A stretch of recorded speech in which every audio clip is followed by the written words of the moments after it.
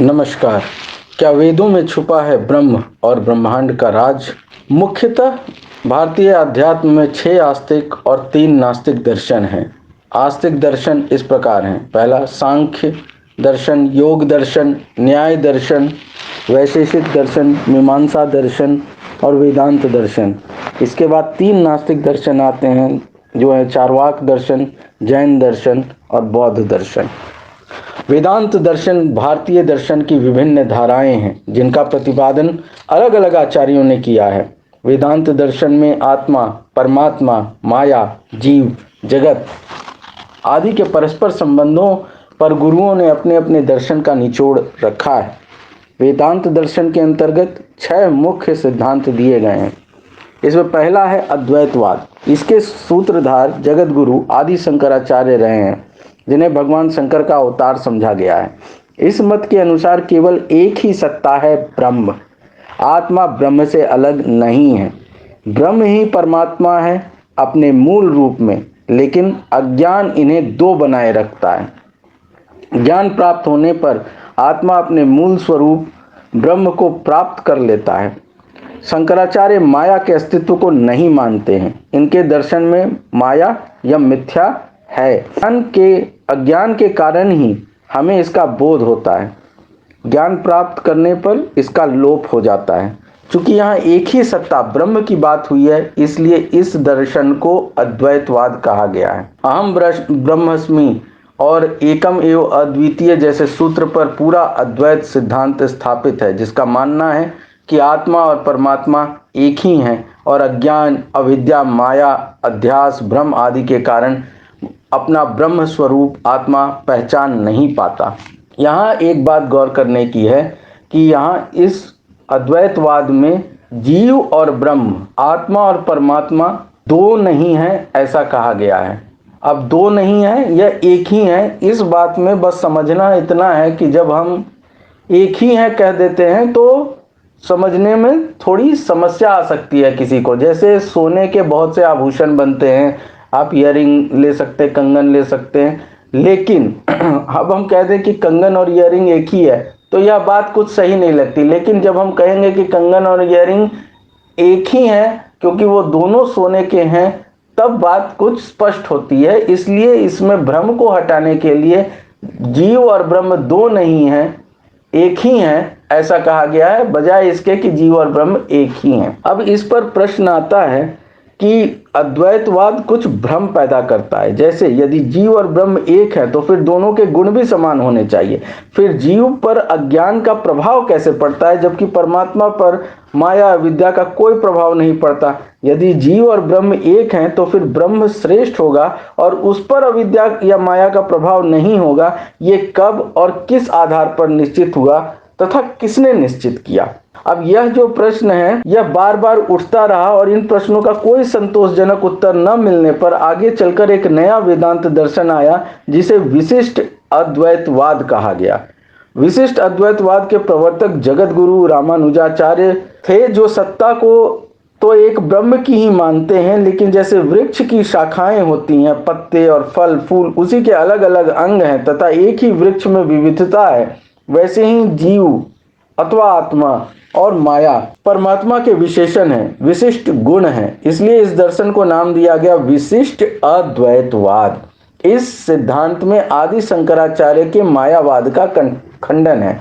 शंकराचार्य ने जगत को माया करार देते हुए इसे मिथ्या बताया है, लेकिन रामानुज ने अपने सिद्धांत में यह स्थापित किया है कि जगत भी ब्रह्म ने ही बनाया है, परिणाम स्वरूप यह मिथ्या नहीं हो सकता। चूंकि जीव ब्रह्म से ही उत्पन्न होता है किंतु उसका गुण ब्रह्म से अलग है, इसलिए उस पर माया का प्रभाव होता है। इस प्रकार अद्वैत सिद्धांत से उठने वाले प्रश्न का उत्तर विशिष्ट अद्वैतवाद में मिलता है।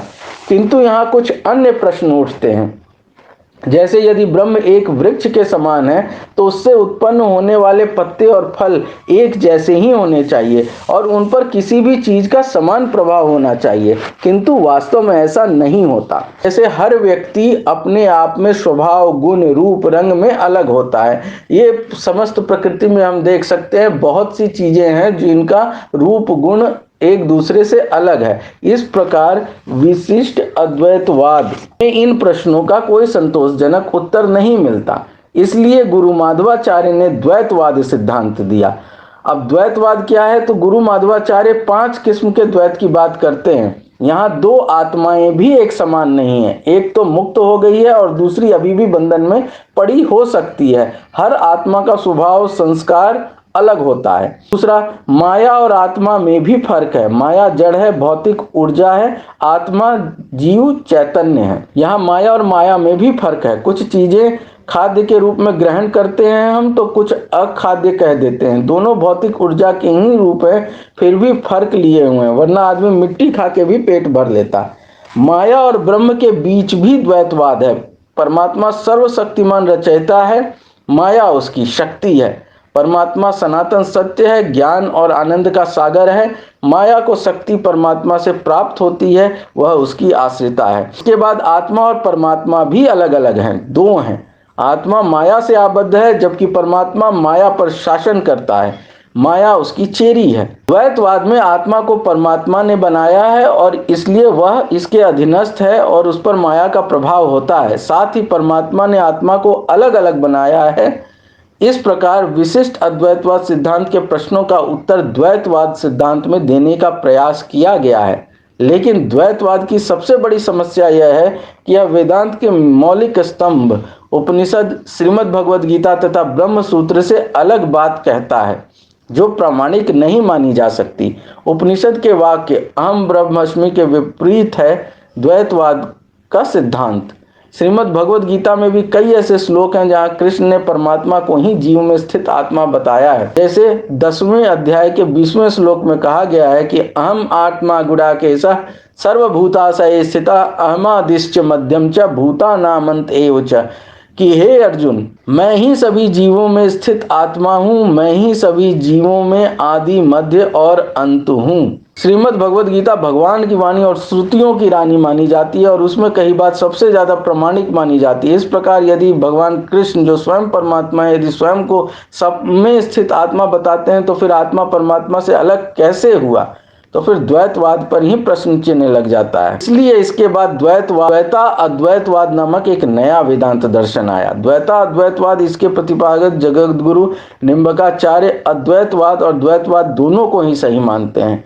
समुद्र और उसकी बूंद अलग अलग भी हैं और एक भी माने जा सकते हैं। इसी प्रकार आत्मा परमात्मा का ही अंश है। अंश को अंशी से अलग भी कह सकते हैं और यूं भी कह सकते हैं कि शक्ति शक्तिमान से अलग नहीं हो सकता, शक्तिमान की ही शक्ति होती है। इस प्रकार यहाँ द्वैत और अद्वैत दोनों को ही मिला दिया गया, लेकिन दोनों ही स्थिति में बात तार्किक लगे, लेकिन द्वैताद्वैतवाद के बाद भी कुछ प्रश्न अनुत्तरित रह जाते हैं।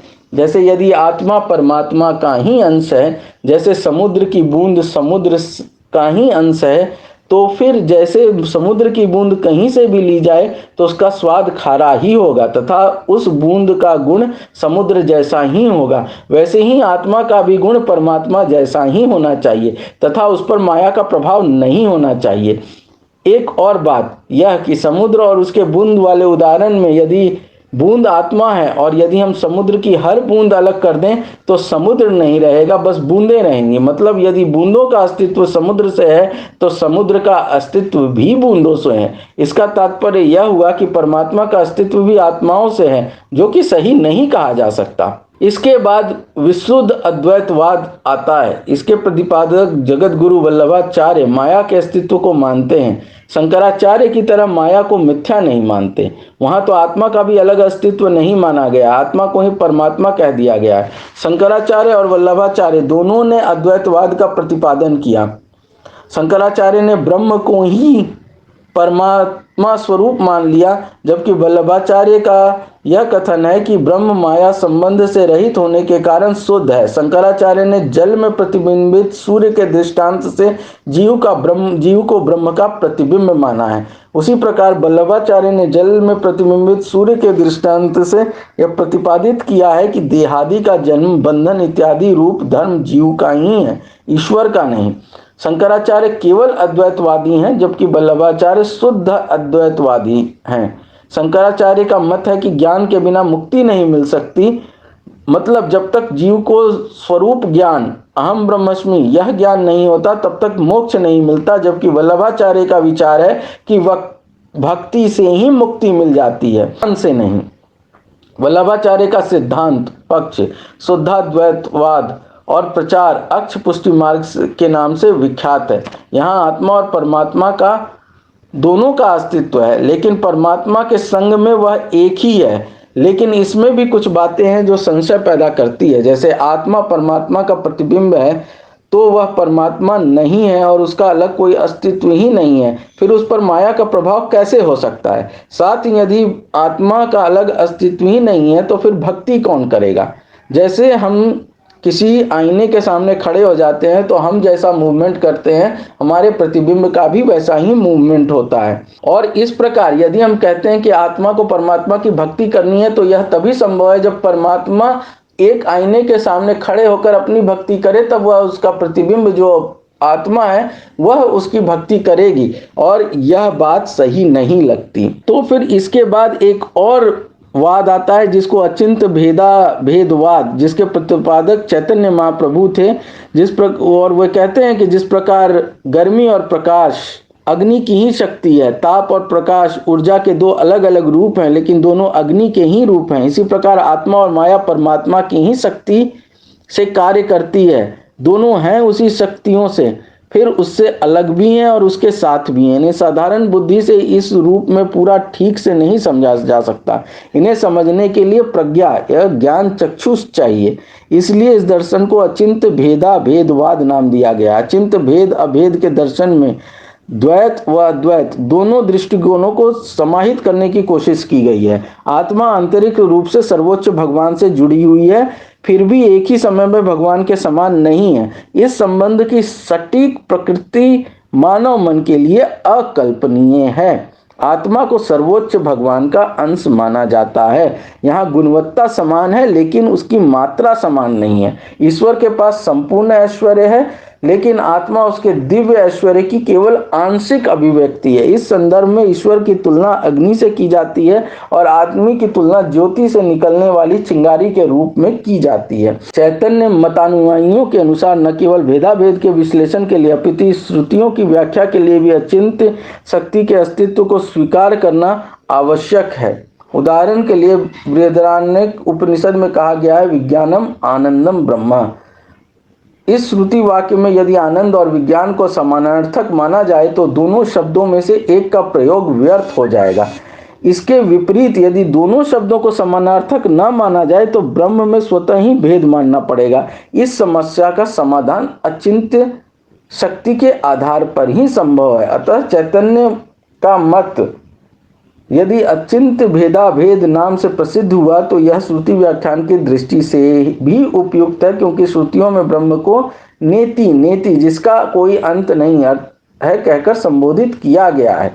इसी प्रकार अचिंत्य भेदाभेदवाद यह बताता है कि आत्मा और परमात्मा में भेद है भी और नहीं भी, लेकिन यह समझ लेना आवश्यक है कि इस बात को समझना बौद्धिक क्षमता के परे है। अचिंत भेदाभेद भाव इस प्रकार हमें बिना निष्कर्ष के रहने के लिए छोड़ देता है, लेकिन इसमें समस्या यह है कि बिना इन बातों को जाने सत्य का ज्ञान या मोक्ष संभव नहीं।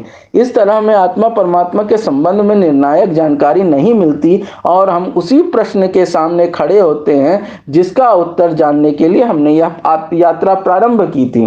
तो अब हम ब्रह्म को या ब्रह्मांड को या जीव से उसके संबंध को कैसे समझ सकते हैं? इसका उत्तर यह मैं समझता हूँ कि सभी ने अपनी अपनी बातों के लिए तर्क है और सबने अपने अपने तर्क दिए हैं। फिर भी कुछ प्रश्न ऐसे रह जाते हैं जो हमें अलग तरह से सोचने को विवश करते हैं। इसी कारण अलग अलग वेदांत दर्शन आते गए। इन सब के बाद भी ऐसा लगता है मानो कुछ अपूर्णता है, कुछ रिक्तता है, मानो कुछ ऐसा है जो लोग देख नहीं सकते। और इसको मैं एक उदाहरण से समझाना चाहूँगा कि जैसे कुछ लोग देख नहीं सकते और उन्होंने एक हाथी कभी नहीं देखा, और वे हाथी को स्पर्श द्वारा बताने का प्रयास करें कि हाथी कैसा होता है। एक व्यक्ति हाथी की पूंछ पकड़ के कहता है कि हाथी मोटी रस्सी जैसा होता है। एक व्यक्ति हाथी के पैर पकड़कर बोलता है कि हाथी पेड़ के तने की तरह होता है। एक अन्य व्यक्ति हाथी का पेट छूकर कहता है कि हाथी बहुत बड़े गुब्बारे की तरह होता है। कहने का तात्पर्य यह है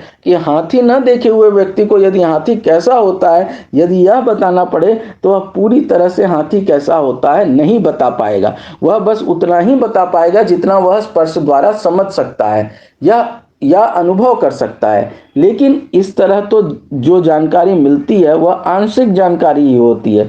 ठीक इसी प्रकार वेदांत दर्शन की बातें भी हैं। जिस दार्शनिक या विचारक ने जितना और जैसा अनुभव किया, उसने वैसा ही ब्रह्म और परमात्मा, जीव और आत्मा की व्याख्या की और इनके बीच संबंध स्थापित किया। परमात्मा या आत्मा को किसी ने नहीं देखा, बस अनुभव किया है। जैसा कि हम जानते हैं कि अनुभव व्यक्ति परक होता है और एक व्यक्ति का अनुभव दूसरे से भिन्न हो सकता है। साथ ही अनुभव के आधार पर दी जाने वाली जानकारी व्यापक या संपूर्ण हो जरूरी नहीं है। वेदांत दर्शन में भी ऐसा ही प्रतीत होता है, जैसे एक अंश या अंग को छूकर या अनुभव कर पूरे ब्रह्म को परिभाषित करने की कोशिश की गई है। इस तरह वेदांत दर्शन हमें आंशिक जानकारी ही देते हैं और यह स्वतंत्रता प्रदान करते हैं कि हम अपने अनुभव द्वारा ब्रह्म को पूर्ण रूप से समझने का प्रयास करें। ब्रह्म यदि कुछ है तो हमें यह समझना होगा कि ब्रह्म अनंत है। जो फैल रहा है वह ब्रह्म है और जहां फैल रहा है वह भी ब्रह्म है। जो दिखता है वह भी ब्रह्म है और जो नहीं दिखता वह भी ब्रह्म है। शून्य भी ब्रह्म है और अनंत भी ब्रह्म है। चैतन्य भी ब्रह्म है और जड़ भी ब्रह्म है। ऊर्जा भी ब्रह्म है और पदार्थ भी ब्रह्म है। भाव भी ब्रह्म है और अभाव भी ब्रह्म है।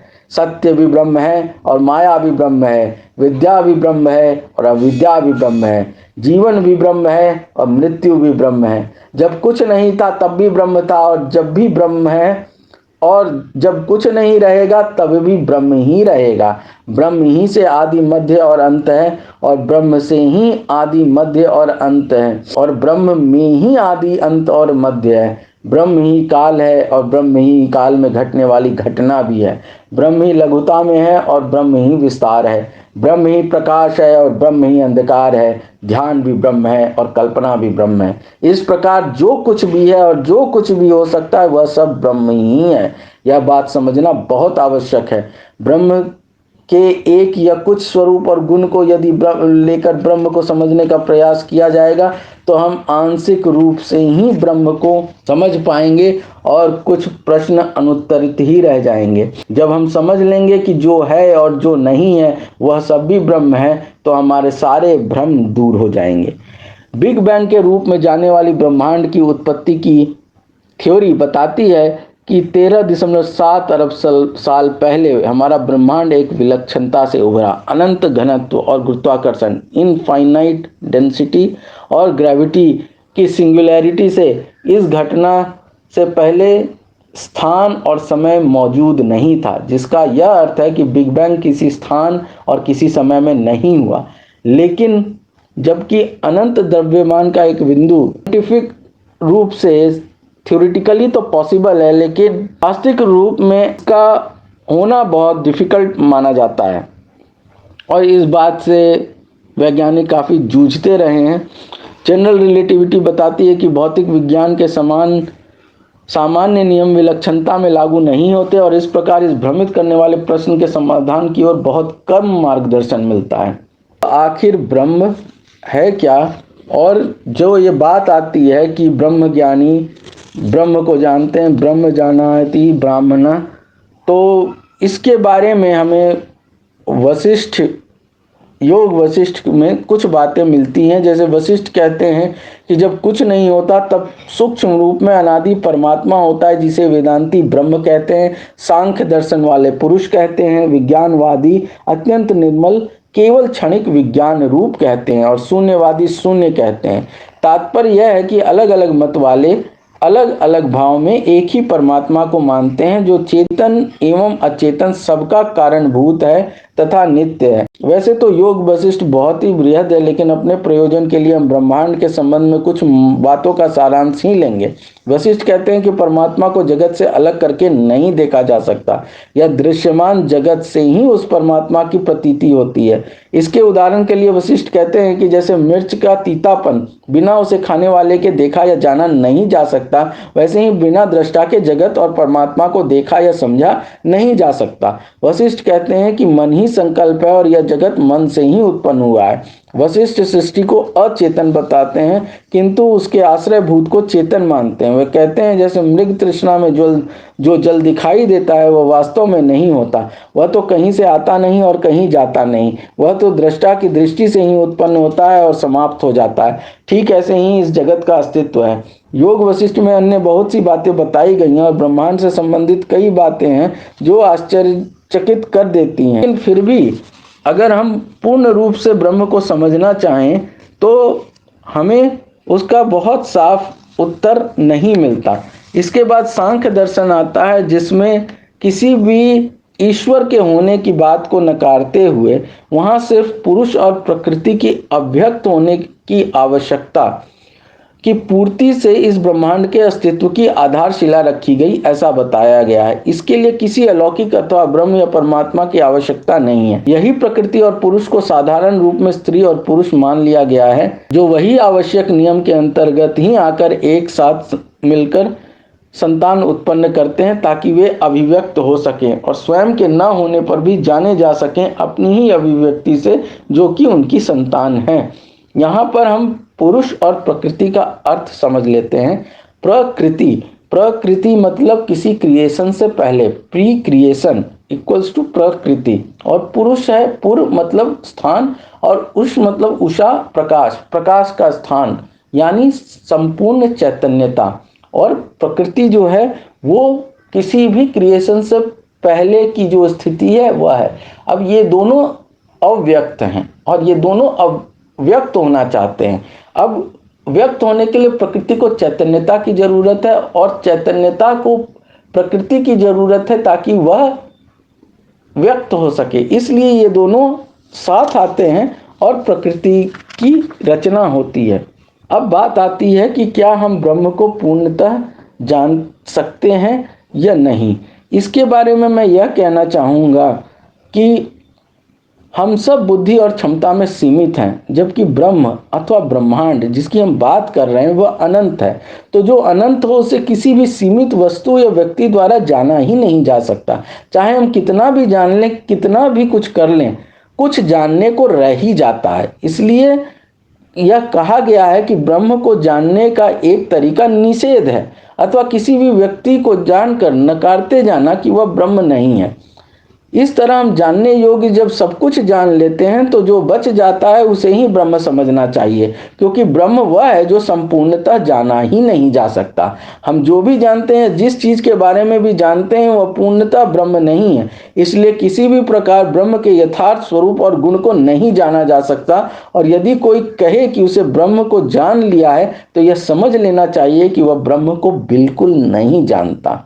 अतः जिसे हम ब्रह्म ज्ञानी कहते हैं, जो ये कहा जाता है ब्रह्म जानाति ब्राह्मण, वह व्यक्ति वह नहीं होता जो ब्रह्म को जानता है, बल्कि वह व्यक्ति वो होता है जो वह सब कुछ जानता है जो ब्रह्म नहीं है, तथा यह जानता है कि ब्रह्म को संपूर्णता में जाना नहीं जा सकता।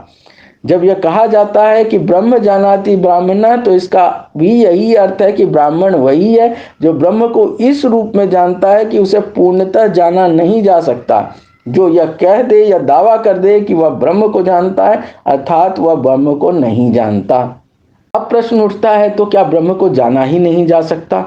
इसका सरल उत्तर यही है कि मानव प्रकृति रूप से ही जिज्ञासु होता है और जिज्ञासा शांत करने के लिए उसे ज्ञान की आवश्यकता होती है, और ज्ञान अवश्य प्राप्त करना चाहिए, क्योंकि ज्ञान ही सबसे महत्वपूर्ण है। वह ज्ञान ही है जो मनुष्य को मनुष्य बनाता है। अतः हम जितना जान सकते हैं उतना जान लेना ही जीवन की सार्थकता है। और ज्ञान हमें अभिमानी न बना दे कि हमने सब कुछ जान लिया है। इसलिए पहले ही यह जान लेना कि संपूर्ण ब्रह्म को जाना ही नहीं जा सकता महत्वपूर्ण है, ताकि हम ज्ञानी तो बने लेकिन अभिमानी ना बने।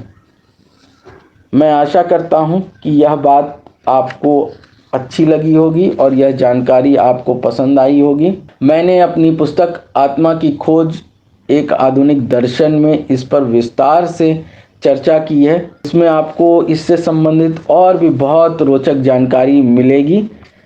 चलते चलते मैं एक बात और बताना चाहूँगा कि हमारे वेदों में कहा गया है प्रज्ञानम ब्रह्म, अर्थात प्रज्ञा ही ब्रह्म है। यह महावाक्य ऐतरेय उपनिषद में आया है। प्रज्ञान शब्द जिसका अर्थ सबसे पहले आने वाला है और उसी श्रेष्ठ ज्ञान को ब्रह्म की संज्ञा दी गई है।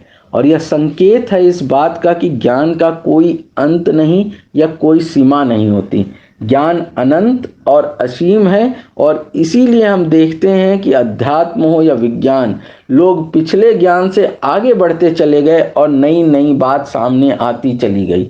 पूर्व के महान विचारक हों या वैज्ञानिक, आगे आने वाले लोगों ने बहुत बार उनकी बात को प्रमाण सहित गलत सिद्ध किया और नया सत्य स्थापित किया। वास्तव में यही सत्य के ज्ञान की अनंत श्रृंखला ही ब्रह्म है, जिससे ब्रह्मांड को जाना जा सकता है। अब आप सोचें तो यह कितनी सरल बात है, लेकिन लोग कितने भ्रमित होते हैं कि ब्रह्म के सही अर्थ को न जानकर सभी कितने अंधविश्वास में पड़े होते हैं। जिस प्रकार ब्रह्म का अर्थ ही ज्ञान है, तो जो उसे जानने की इच्छा में हम कितने अज्ञानपूर्ण मार्ग से गुजरते हैं। मैं यही कहना चाहूँगा कि ज्ञान तभी सार्थक है जब वह कर्म में परिणत हो, और चूंकि यह ज्ञान लोगों ने कर्म में लाना छोड़ दिया है, इसलिए सभी तरह का अज्ञान और अंधविश्वास फैलता गया है। आज हमें पुनः ज्ञान और विज्ञान को अपनाते हुए आगे बढ़ने की ज़रूरत है। वैज्ञानिक विचारधारा जितनी अपनाई जाएगी, उतना ही अधिक लाभ सबको मिलेगा। बहुत बहुत धन्यवाद।